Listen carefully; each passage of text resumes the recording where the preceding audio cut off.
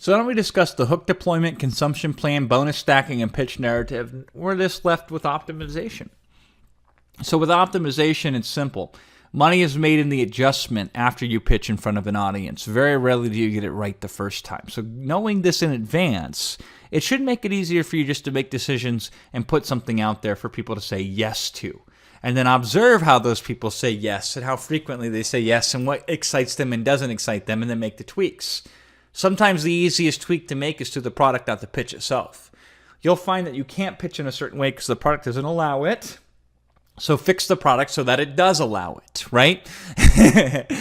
Sometimes optimization doesn't mean we tweak something existing. Sometimes what it means is we create something new on top of it, a bigger version of it, a better version of it, so we can simultaneously improve the pitch and improve the profit per unit sold. A lot of people want to start building funnels right away because it's exciting and interesting and fun. But I usually say, listen, in the smallest available number of steps, can we get somebody to buy this thing?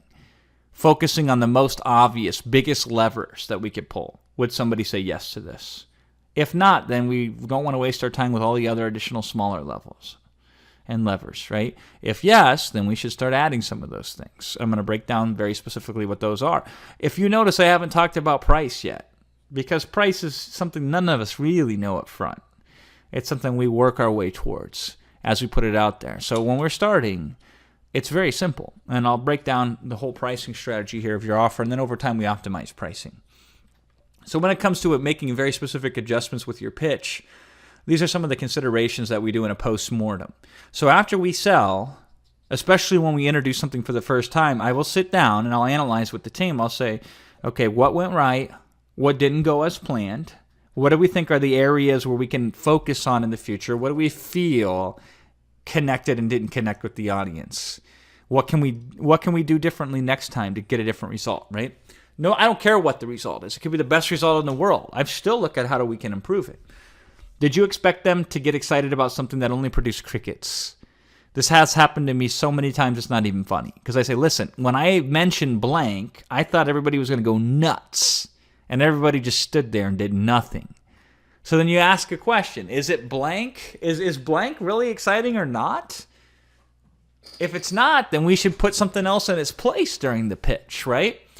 But if it is exciting and it just didn't resonate with them, it must have been how we communicated it. But very often they're not excited about something I think they'll be excited about that I spent 10 minutes building up to and revealing. And I can just eliminate it. And I don't have to worry about it anymore, right? So this is the very common adjustment I make, and you probably will too. Are they more excited about a concept or idea than you have anticipated? I've seen the opposite, where I'll mention something offhandedly or seemingly something that I don't think is that important, and customers will get very excited about it. And I'll ask myself, why? Is that excitement warranted and justified? And if so, should we enlarge that and focus more specifically on that with the pitch in the future? Can you explore deeper with existing customers and listen and read between the lines? So after a customer has purchased from you, what's the difference between an excited customer who's extremely happy with your purchase and just a regular customer? Is there a difference? Is that difference important enough to mark and highlight before the sale even takes place?